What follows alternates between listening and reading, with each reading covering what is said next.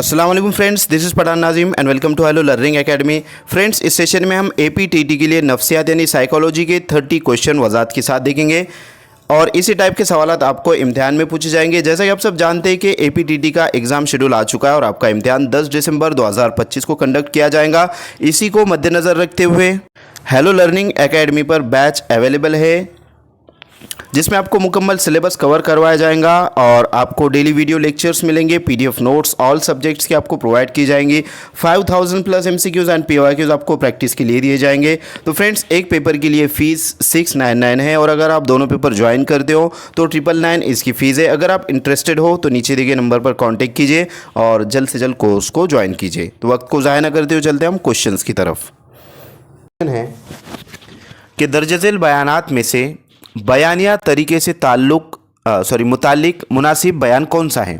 Number 1, इस्तिदलाली क़ुव्वत का इस्तेमाल अहमियत रखता है। नंबर 2, तशख़ीसी गौर फ़िक्र का रुझान चाहिए। नंबर 3, इल्लत व मालूमात ढूंढने में मफीद। और नंबर 4, तख़य्युल के नए ऐवान खोलना। तो फ्रेंड्स, इस क्वेश्चन का सही जवाब रहेगा ऑप्शन नंबर 4, तख़य्युल के नए ऐवान खोलना। ये बयानिया तरीके से मुतालिक है, मुनासिब बयान है। अगला सवाल है, दर्जज़ेल में से नफ्सियात से मुतालिक कौन सा बयान मुनासिब नहीं है? तो फ्रेंड्स, ये निगेटिव टाइप का क्वेश्चन पूछा गया है।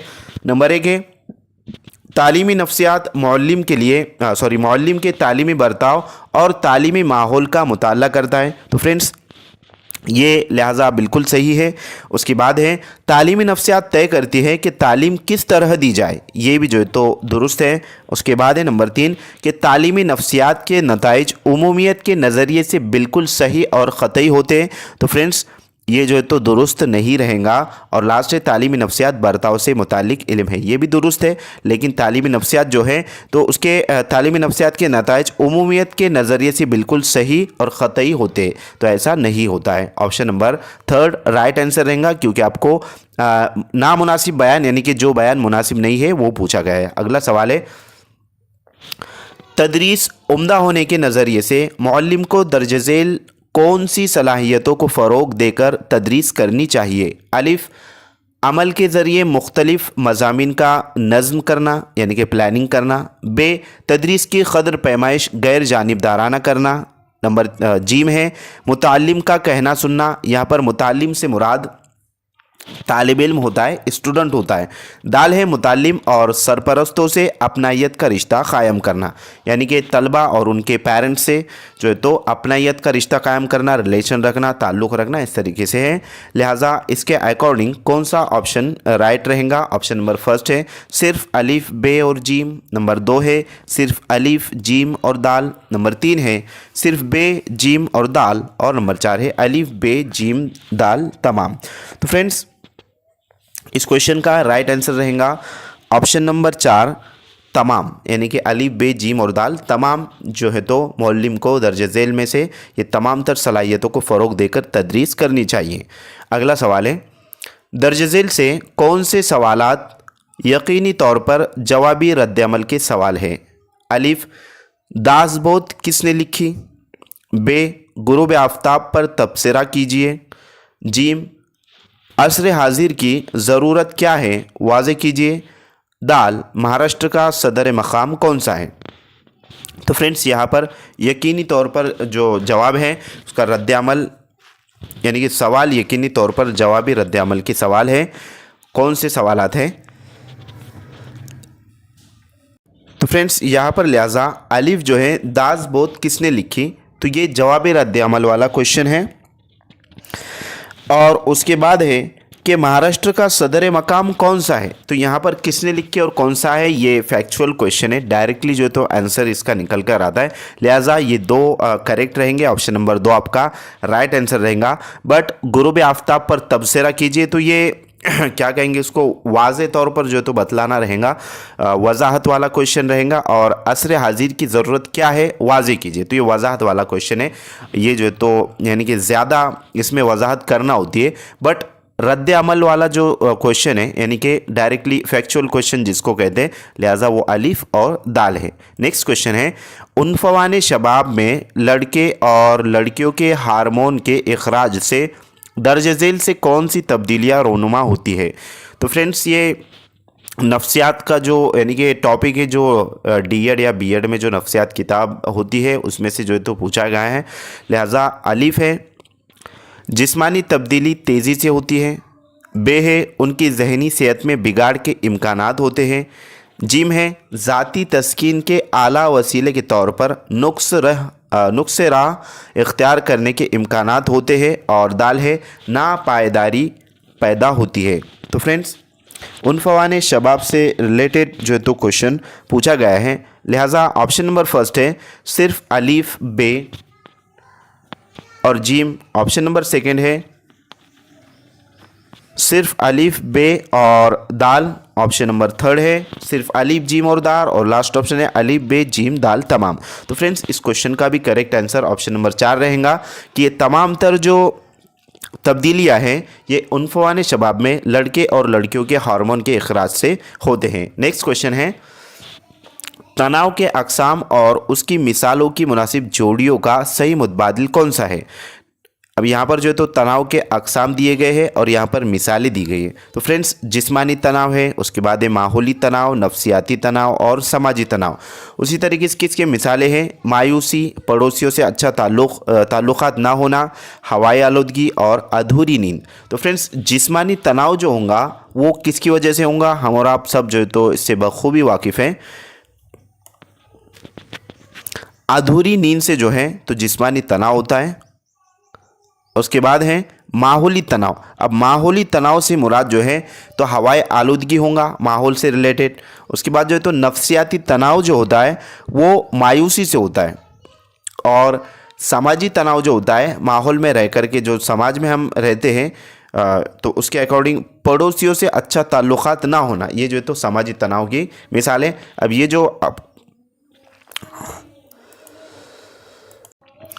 जो आपको ऑप्शंस टिक किए हुए नज़र आ रहे हैं तो इसके अकॉर्डिंग कौन सा आंसर करेक्ट आंसर रहेगा वो आपको कमेंट बॉक्स में कमेंट करना है।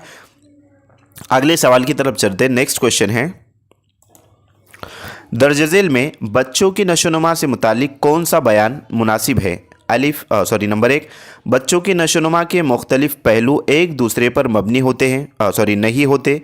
नंबर 2 है विरासत की वजह से मुंतकिल शुदा खूबियों और ख़ामियों का असर बच्चे पर होता है। नंबर 3 बच्चे की उम्र जैसे जैसे बढ़ती है वैसे वैसे नशोनुमा की रफ्तार बढ़ती है। और नंबर 4 मुख्तलिफ हालात और माहौल में परवरिश पाए हुए बच्चों की मुख्तलिफ महारतों में यकसानियत पाई जाती है। तो फ्रेंड्स बच्चों की नशोनुमा से मुतालिक कौन सा बयान मुनासिब है, तो यहाँ पर लिहाजा विरासत की वजह से मुंतकिल शुदा खूबियों और ख़ामियों का असर बच्चे पर होता है, ये जो तो दुरुस्त रहेगा। ऑप्शन नंबर 2 राइट आंसर रहेगा। नेक्स्ट क्वेश्चन है दूसरों की सलाहियतों और कमियों को समझना, उन्हें मुनासिब तरीके से समझाना, दूसरों के नज़रिए से गौर फिक्र करना, दूसरों के जज्बात का एहतराम करना, ये तमाम अलामतें दर्ज झेल में से कौन सी जज्बाती सलाहियत की है। नंबर 1 हसासियत, नंबर 2 ज़ाती तहरीक, नंबर 3 ज़ाती ज़ब्त और नंबर 4 ज़ाती तारुफ।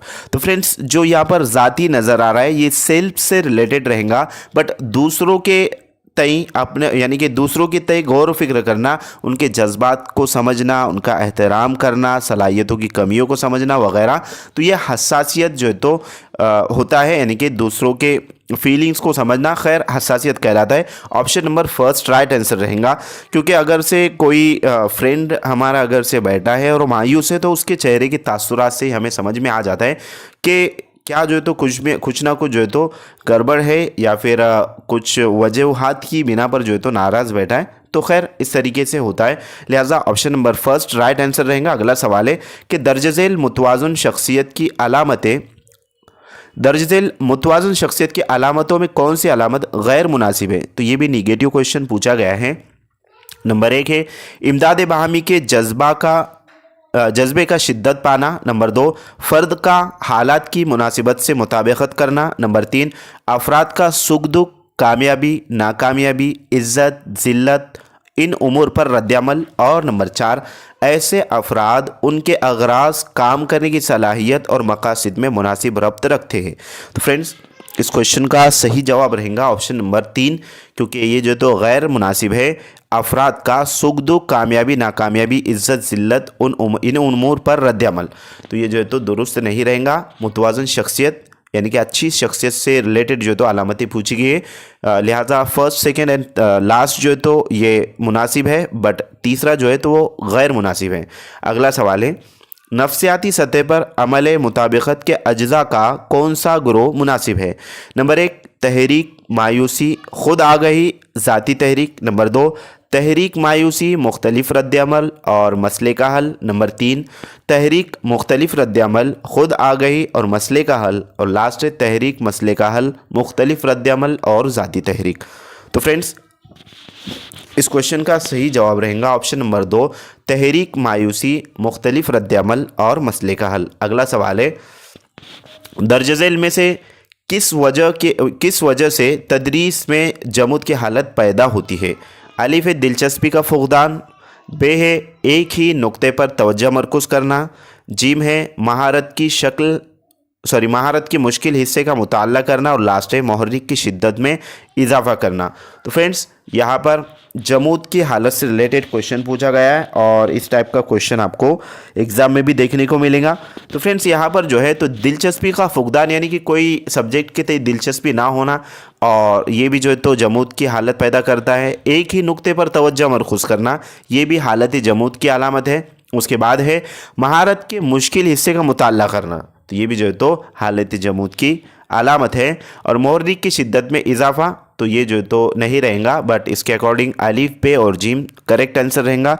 लिहाजा ऑप्शन नंबर फर्स्ट के सिर्फ अलिफ बे और जीम इसमें सही है।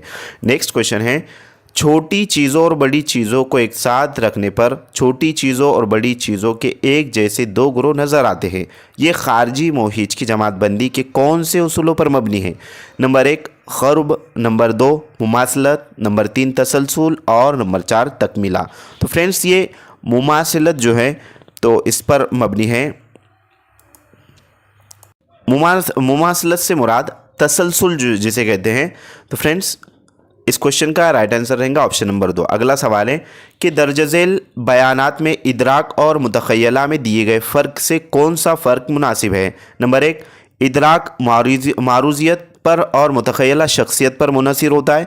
नंबर 2 इदराक बेरब्त तो मुतखय्यला बारब्त होता है। नंबर 3 इदराक मुतखय्यला का अक्स नकल होता है। नंबर 4 इदराक से मुराद बामायनी एहसास और साबिक़ा तजुर्बात को दोहराने से मुराद मुतखय्यला।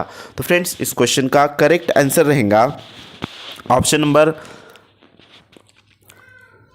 फर्स्ट जो है तो इदराक मारूजियत पर और मुतखय्यला पर शख्सियत पर जो है तो मुनहसर होता है, ये भी जो है तो दुरुस्त है।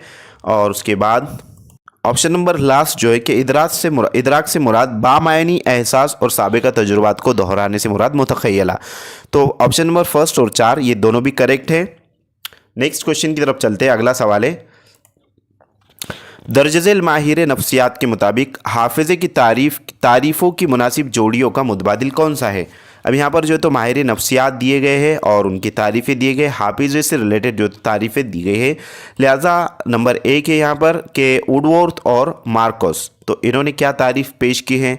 उसके बाद हैं एडगुल, उसके बाद जो है तो मैकडोगल और उसके बाद है स्टाउट। तो इनके मुताबिक जो तारीफ़ें हैं वो हम देखेंगे। तो नंबर 1 है कि वुडवर्थ और मार्कोस जो हैं, लिहाजा इन्होंने हाफिज़े की तारीफ़ इस तरीके से बयान की है कि साबिका आमोजिशी अमल की याद दहानी यानी हाफिज़ा, यानी कि प्रीवियस नॉलेज, प्रीवियस जो सीखे हुई चीज़ें हैं, आमोजिश है, आमोजिश कहते हैं सीखने को, आमोजिशी अमल की याद दहानी यानी कि रिकॉल जिसे कहेंगे, याद दहानी, साबिका मालूमात को दोहराना यानी हाफिज़ा। उसके बाद है एडगल ने इस तरीके से तारीफ़ बयान की है कि हाफिज़ा यानी कुव्वत मास्का यानी कि स्कीमा जिसको कहेंगे, एक कंसेप्ट जो तो माइंड के अंदर फिट होते हैं उसको स्कीमा कहते हैं, कुव्वत मास्का कहते हैं। उसके बाद है मैकडोगल के मुताबिक जो है तो हाफिज़े की तारीफ़ है साबिक़ा तजुर्बात को इदराकी सतह पर लाने से मुराद हाफिज़ा। और लास्ट है स्टाउट, इसने जो है तो कहा है हाफिज़ी से रिलेटेड कि साबिक़ा तजुर्बात को दोहराने से मुराद हाफिज़ा। तो फ्रेंड्स ये जो ऑप्शंस टिक किए गए हैं, लिहाजा इसके अकॉर्डिंग कौन सा आंसर आपका करेक्ट आंसर रहेगा आपको कमेंट बॉक्स में कमेंट करना है, ताकि हमें भी पता चले कि आपकी तवज्जो है या नहीं। नेक्स्ट क्वेश्चन की तरफ चलते हैं। अगला सवाल है, मसले का तज्जिया करते हुए उसे हल करने का मंसूबा बनाना यानी गौर व फिक्र, इसके लिए दर्ज झेल से कौन सा मुतबादिल लाहक नहीं होगा। ये निगेटिव टाइप का क्वेश्चन है, कौन सा मुतबादिल जो है तो लाहक नहीं होगा। नंबर 1 है लफ्ज़ मुतखयला, तखय्युल, नक्शे वगैरह गौर फिक्र की अलामतें हैं। नंबर 2 है बच्चे हुर्की महारतों की बिना पर गौर फिक्र करते हैं। हुर्की महारत यानी कि फाइन मोटर स्किल जिसे कहते हैं।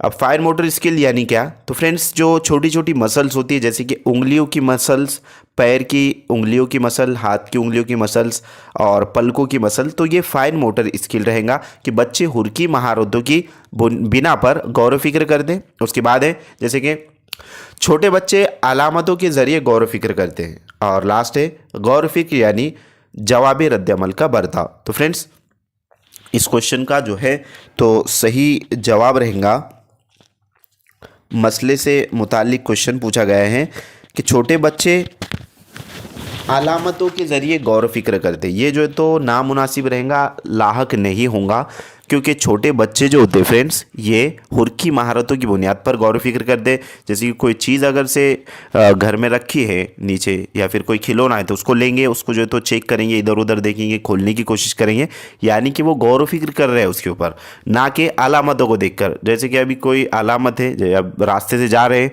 और जो अलामतें होती है यानी कि अगर से टर्न है तो उसकी अलामत होती है, रास्ते से ब्रेकर वगैरह है तो उसकी अलामतें होती है, तो उसको देख करके वो समझ नहीं पाता है। बट हुर्की महारतों के ज़रिए बच्चे गौर व फिक्र करते, ये दुरुस्त है और ऑप्शन नंबर 3 रॉन्ग रहेगा, ये आपका राइट आंसर रहेगा। अगला सवाल है कि तवज्जो मरकूज़ करने के लिए दिलचस्पी अहम रोल अदा करती है, इसके लिए दर्ज झेल में से कौन सा बयान दुरुस्त नहीं है। तो फ्रेंड्स यहाँ भी 3 ऑप्शन करेक्ट रहेंगे और एक रॉन्ग रहेगा, वही आपका राइट आंसर रहेगा। नंबर 1 है दिलचस्पी ये खुदरती अग़्ज़शुदा नहीं होती, यानी कि दिलचस्पी जो है तो खुदरती अग़्ज़शुदा नहीं होती। नंबर 2 है तालिब इल्म में कामयाबी हासिल होने पर दिलचस्पी पैदा होती है, तो ये बिल्कुल दुरुस्त है कि बच्चा जब तालिब इल्म जब कामयाब होता है किसी चीज़ में तो उसकी दिलचस्पी का मज़ाहरा होता है, यानी कि दिलचस्पी का मज़ाहरा करता है, वो खुश होता है। उसके बाद है नंबर 3, जैसे कि अभी टीईटी का एग्ज़ाम है और आप क्वालिफाइड हो जाओगे तो आपको जो खुशी महसूस होंगी तो वो दिलचस्पी से ही जो है तो रिलेटेड रहेंगी। खैर नंबर 3 है कि मौल्लिम की शख्सियत का असर तवज्जो और दिलचस्पी पैदा करने में मददगार साबित होता है, ये भी बिल्कुल दुरुस्त है कि मौल्लिम की जो शख्सियत का असर है तवज्जो और दिलचस्पी पैदा करने में मददगार साबित होता है। नंबर 4 है कि मुख्तलिफ सरगर्मियों का इतलाक़ बच्चों में दिलचस्पी पैदा करते हुए उसे मौल्लिम की तरफ मुतवज्जा करता है, ये भी करेक्ट है। बट दिलचस्पी कुदरती अग़्ज़शुदा नहीं है, जबकि कुदरती अग़्ज़शुदा है, कुदरती तौर पर जो है तो है, लिहाजा ऑप्शन नंबर 1 ये रॉन्ग है और ये आपका दुरुस्त यानी कि जवाब है। यहाँ पर जो है तो बतलाया गया है कि कौन सा बयान दुरुस्त नहीं, तो ये बयान दुरुस्त नहीं है, ऑप्शन नंबर 1 राइट आंसर रहेगा। अगला सवाल है दर्ज झेल में कौन सा मुहर्रिक शख्सी मुहर्रिक है। नंबर 1 आराम व नींद, नंबर 2 काम, नंबर 3 दर्जे हरारत पर काबू और नंबर 4 अमल। तो फ्रेंड्स कौन सा जो है तो मुहर्रिक यहाँ पर शख्सी मुहर्रिक है, इस तरीके से पूछा गया है। यहाँ पर जो है आराम व नींद ये जो तो शख्सी मुहर्रिक नहीं है। नंबर 2 काम, ये भी नहीं है। नंबर 3 है दर्जे हरारत पर काबू, ये भी जो तो शख्सी मुहर्रिक नहीं है। बट अमल जो है ये जो तो शख्सी मुहर्रिक है, अगर से किसी को कुछ कहा जाए तो उस पर वो फ़ौरन अमल करता है, तो ये शख्सी मुहर्रिक है, ऑप्शन नंबर 4 राइट आंसर रहेगा। अगला सवाल है कि दोनों हालात में महारत, मालूमात, टेक्निक, रुझान वगैरह अज्जा अगर यकसा हों तो एक हालत में हासिलशुदा आमोजिश दूसरी हालत की आमोजिश के लिए मुआविन होती है। यकसा अज्जा का नज़रिया किसने पेश किया। तो फ्रेंड्स यकसा अज्जा का जो नज़रिया है वो किसने पेश किया, आपने डायरेक्ट जो तो आंसर देना चाहिए। आसान जवाब है। नंबर 1 है जिट, नंबर 2 है वेगले, नंबर 3 है थॉर्नडाइक और नंबर 4 है स्किनर। तो फ्रेंड्स यकसा अज्जा का जो नज़रिया है लिहाजा वो थॉर्नडाइक ने पेश किया। कि इसने क्या किया था? तो फ्रेंड्स थॉर्नडाइक ने जो है तो बिल्ली पर जो तो अपना नज़रिया पेश किया, यानी कि तजुर्बा किया था यकसा अज्जा का नज़रिया। उसके बाद स्कैनर जो है तो उसने कबूतर पर जो तो नज़रिया यानी कि तजुर्बा किया था, और उसी तरीके से कोहलर ने चिंपांजी पर किया था, और इस तरीके से जो है थॉर्नडाइक ने बिल्ली पर किया था, स्कैनर ने कबूतर पर, और कोहलर ने जो है तो चिंपांजी पर किया था। और उसी तरीके से पाओलो एक माहिर नफ्सियात है जिसने कुत्ते पर जो है तो नज़रिया यानी कि अपना तजुर्बा करके नज़रिया पेश किया था। नेक्स्ट क्वेश्चन की तरफ चलते। अगला सवाल है, आमोजिश की मुंतकली के दिमागी तरबियत के ज़ाब्ते के नज़रिए में दर्ज झेल किन उमूर का शुमार होता है? अलिफ है ज़हनी क़ुव्वतों की आज़ादाना नशोनुमा की जा सकती है। बे है जिस्मानी क़ुव्वतों की नशोनुमा होने पर आमोजिश अच्छी होती है। जिम है इदराक, अंदाज़ा और क़ुव्वत मास्का की नशोनुमा क़वायद की आमोजिश से होती है। तो फ्रेंड्स आमोजिश यानी कि सीखना होता है, लिहाजा आमोजिश जो अमल होता है वो क्लासरूम में होता है। और इक्तिसाब एक लफ्ज़ आता है, इक्तिसाबी सलाहियत। तो इक्तिसाब जो होता है वो माहौल में रहकर जो तो बच्चा जो चीज़ें सीखता है स्कूल में आने से पहले उसे इक्तिसाब कहेंगे, और स्कूल में आने के बाद जो चीज़ें वो सीखेगा उसे आमोजिश कहते हैं। तो आमोजिश की मुंतकली के दिमागी तरबियत के ज़ाब्ते के नज़रिए में दर्ज झेल किन उमूर का शुमार होता है? लिहाजा यहाँ पर जो है तो जिस ज़हनी क़ुव्वतों की आज़ादाना नशोनुमा की जा सकती है। उसके बाद है जिस्मानी क़ुव्वतों की नशोनुमा जो है तो नशोनुमा होने पर आमोजिश अच्छी होती है। और जीम जो है इदराक, अंदाज़ा और क़ुव्वत मास्का की नशोनुमा क़वायद की आमोजिश से होती है।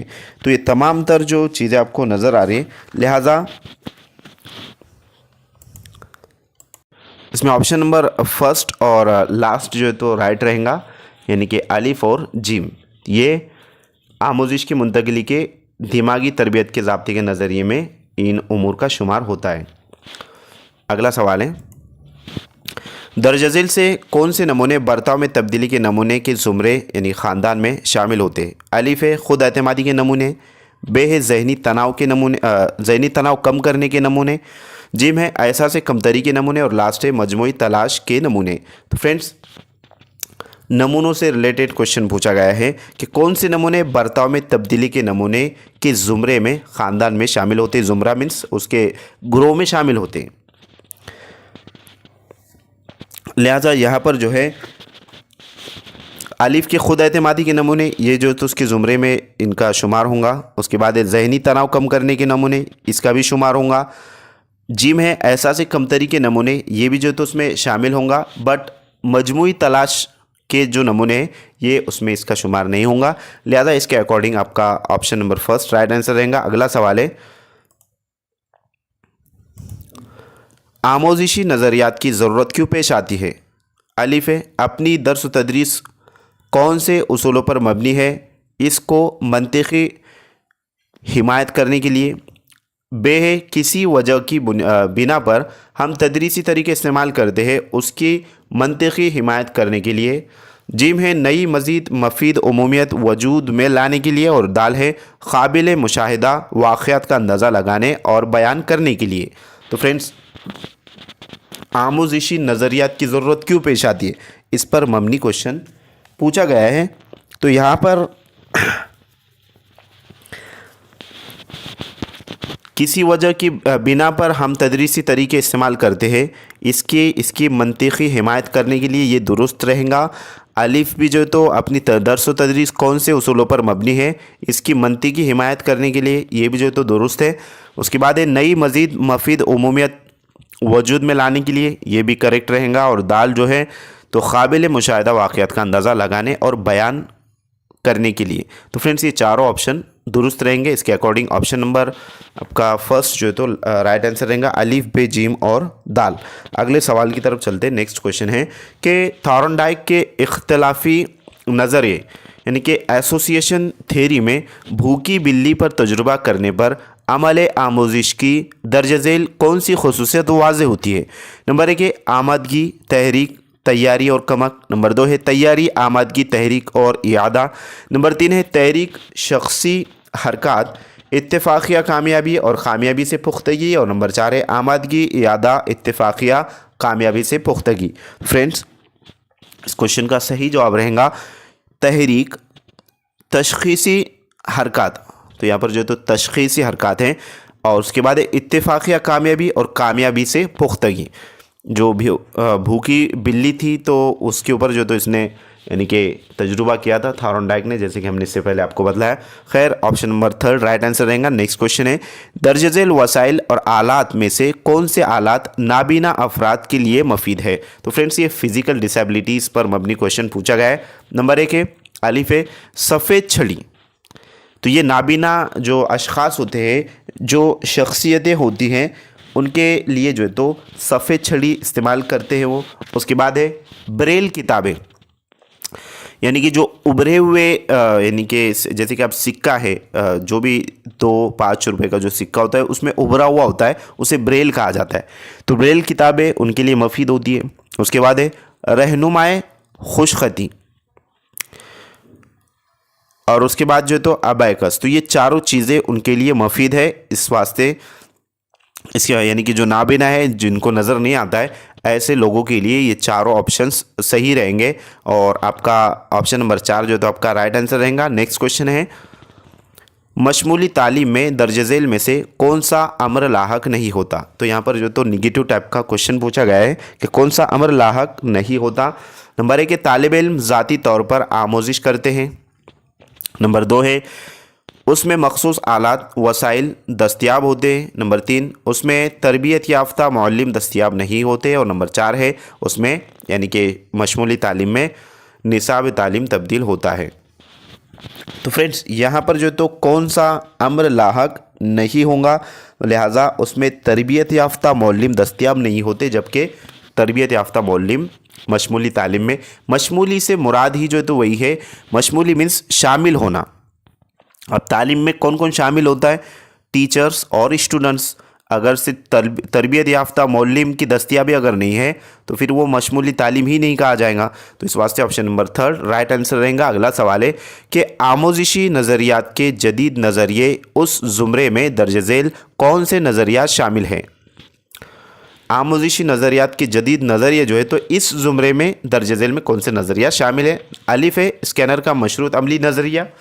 बे है ब्लूम का उबूरी आमोजिश का नज़रिया। जिम है थॉर्नडाइक बाहमी मफरूतियत का नज़रिया। और दाल है बैंडोरा का समाजी मुशाहदे का नज़रिया। तो ये जो तो नज़रियात हैं आमोजिश से रिलेटेड।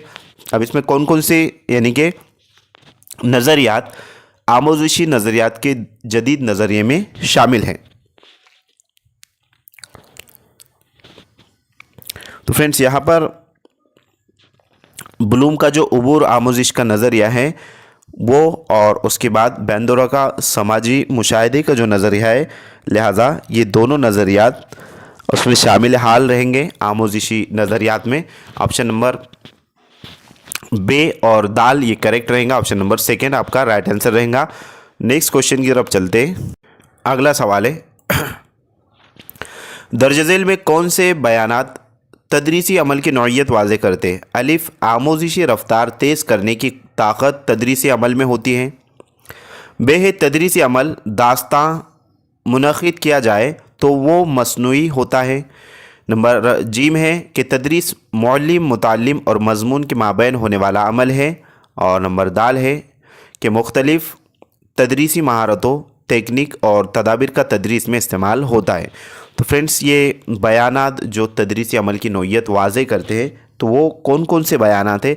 तो ये तमाम तर बयानात जो है ये तदरीसी अमल के नौइयत को यानी कि टीचिंग एंड लर्निंग प्रोसेस जो है तो उसको ज़ाहिर करते वाज़े करते हैं। Option number last right answer रहेगा। नेक्स्ट क्वेश्चन है शख्सियत साजी में विरासत की बनिस्बत माहौल यानी कि तालीम और मजहबी व तमद्दुनी माहौल अहम रोल अदा करता है।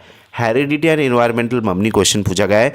तजुर्बे के ज़रिए ये राय किसने साबित की? नंबर 1 टीपी नयन, नंबर 2 हार्ड और वॉटसन, नंबर 3 टॉलमन और नंबर 4 स्किनर। तो फ्रेंड्स ये जो तजुर्बे के ज़रिए ये जो राय है, लिहाजा ये हार्वर्ड और वॉटसन ने पेश की। Option number second right answer रहेगा। नेक्स्ट क्वेश्चन है, दर्ज झेल में कौन सी मिसालें इनफरादी इख्तलाफात की पसंद नापसंद के पहलू के मुताबिक है?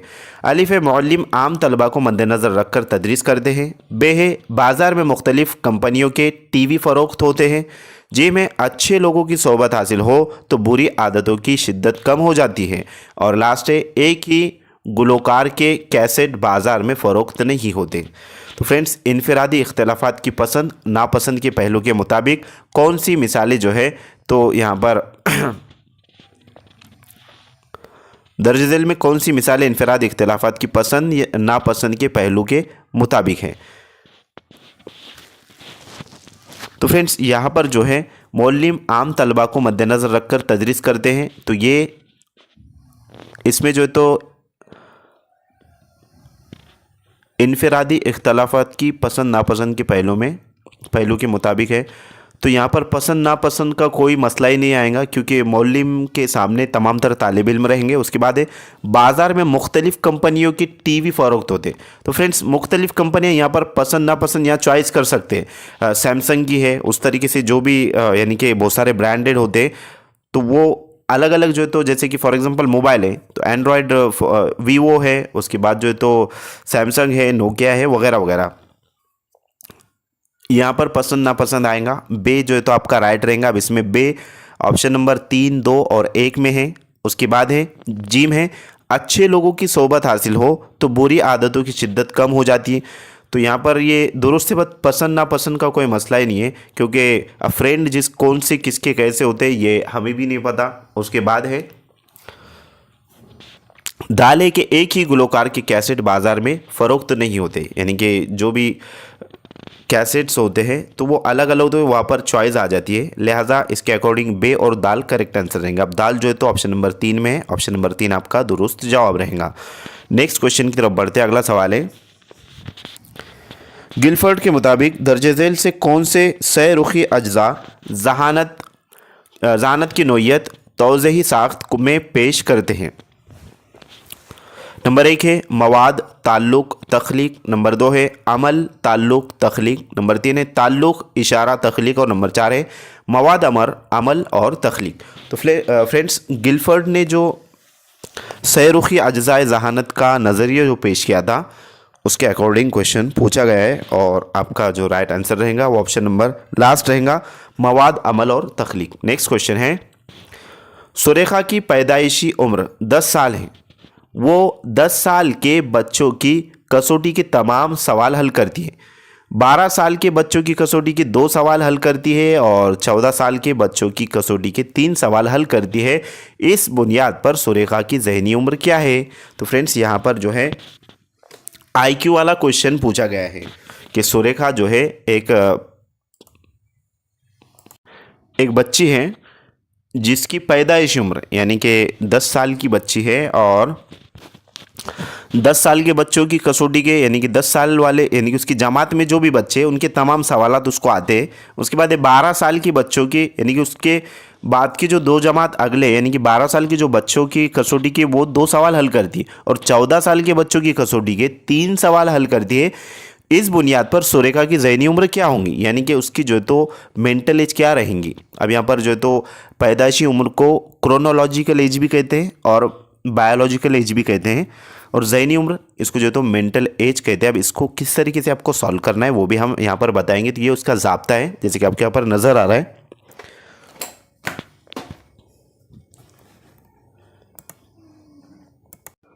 कि IQ is equal to mental age is upon chronological age into 100। तो इसको आप कैसे जो है तो आपको ज़ाब्ते में रखना है फ्रेंड्स। सबसे पहले हम यहाँ पर लेंगे उसकी पैदाइशी उम्र जो है तो 10 साल है, यानी कि क्रोनोलॉजिकल एज जिसको कहेंगे, बायोलॉजिकल एज 10 साल है। ज़हनी उम्र यानी मेंटल एज उसकी है 14 साल। और 12 साल का यहाँ पर कुछ आएगा नहीं, क्योंकि डायरेक्टली यहाँ पर 14 साल दिया गया है, यानी 12 भी और 14 भी है, तो 14 साल आपको डायरेक्टली ले लेना है यहाँ पर।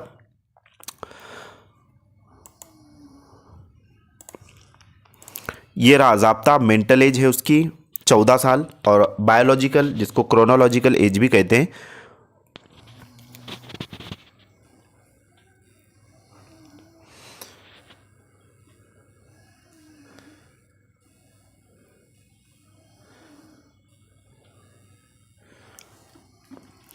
तो फ्रेंड्स मेंटल एज है उसकी 14 साल, और क्रोनोलॉजिकल एज जिसको कहेंगे, सॉरी हाँ जी, बायोलॉजिकल एज क्रोनोलॉजिकल एज है 10 साल इंटू 100, ठीक है। अब यहाँ पर ये एक सिफर कट हो जाएगा और ये भी सिफर जो है तो कट जाएगा।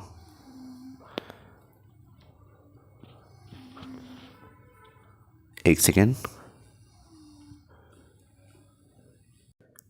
तो फ्रेंड्स यहाँ पर जो है ना 12 साल भी बतलाया गया है और 14 साल भी बतलाया गया है। अगर से हम इसको 12 साल वाले फॉर्मूले में रख करके देखते हैं कि उसकी मेंटल एज 12 साल और क्रोनोलॉजिकल एज जो है तो 10 साल इंटू 100, इसके अकॉर्डिंग ये एक सिफर कट हो जाएगा, ये भी कट हो जाएगा। अब यहाँ पर एक बचा है और यहाँ पर जो है तो 10 बचे, तो ये 10 और 12 को ज़र्ब करने पर जवाब 120 आएगा। और उसी तरीके से अगर से 14 साल के इसमें अगर से उसको रखा जाए और उससे उसको ज़रब दिया जाए 14 साल मेंटल एज में रख करके, ये एक सिफर कट, ये एक सिफर कट, तो यहाँ पर जो तो 140 आंसर आएगा।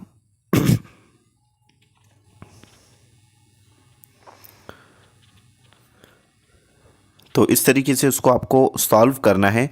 और यहाँ पर जो है तो फ्रेंड्स यहाँ पर लिहाजा उसकी जो उम्र है वो 14 साल है, यानी कि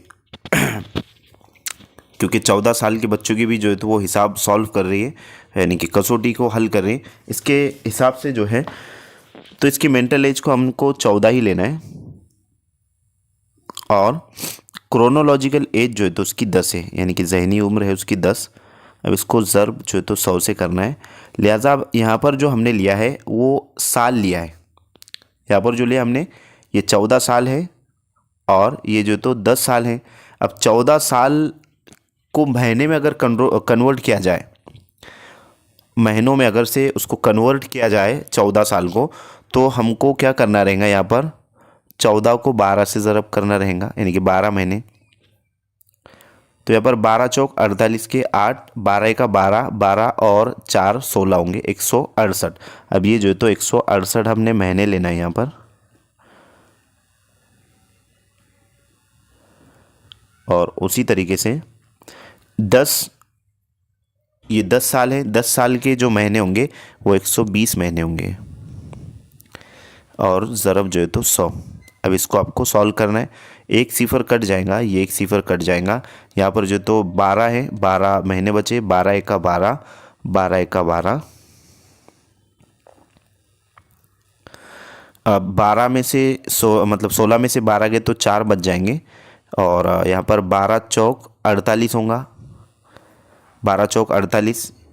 अब ये जो 14 है ये महीने हैं। अब 14 को 10 से ज़रब करने पर जवाब आएगा 140। अब ये जो 140 है ये महीने निकल कर आए, इसको हमने 12 महीनों से तकसीम करना है तो हमारे साल निकल जाएंगे। तो यहाँ पर 12 महीने से हम उसको क्या करेंगे, तकसीम करेंगे। जैसे कि 12 का 12, 12 का 12। अब 12 14 में से 12 गए तो यहाँ पर कितने बचेंगे, 2। अब 2 यहाँ पर बचे हैं, लिहाजा 12 का 12 होगा और यहाँ पर पॉइंट लगेगा। क्यों लगेगा, क्योंकि यहाँ पर 8 बच जाएगा, क्योंकि 20 में से अगर से 12 चले जाते तो 8 बच जाते। तो इसके अकॉर्डिंग आपका जो आंसर रहेगा वो रहेगा 11 साल 8 महीने। इस तरीके से जो तो आपको उसको सॉल्व करना है, और इस टेक्निक से अगर से आप सॉल्व करते हो तो आसानी से जवाब निकल कर आ जाएगा। हमने सबसे पहले क्या किया है, यहाँ पर उसको साल से महीनों में कन्वर्ट किया है, और कन्वर्ट करने के बाद उसको तकसीम किया है इसी टाइप से, और उसके बाद जो है तो उसको 100 से ज़रब देने पर, यानी कि सब जमा तफरीक ज़रब तकसीम करने पर जो है तो कुल मिलाकर बात यह है कि ऑप्शन निकल कर आएगा 11 साल 8 महीने। तो इस तरीके से आपको सॉल्व करना है। मैं उम्मीद करता हूँ कि आपको तमाम तर क्वेश्चन अच्छे से समझ में आ गए होंगे। आप इसका स्क्रीनशॉट ले सकते हो ताकि आपको समझने में आसानी हो। मिलते हैं हम नेक्स्ट टाइम नेक्स्ट वीडियो में। आज के लिए इतना काफ़ी है। Thank you for watching and listening my video. Thank you very much Indeed for your cooperation and have a nice day.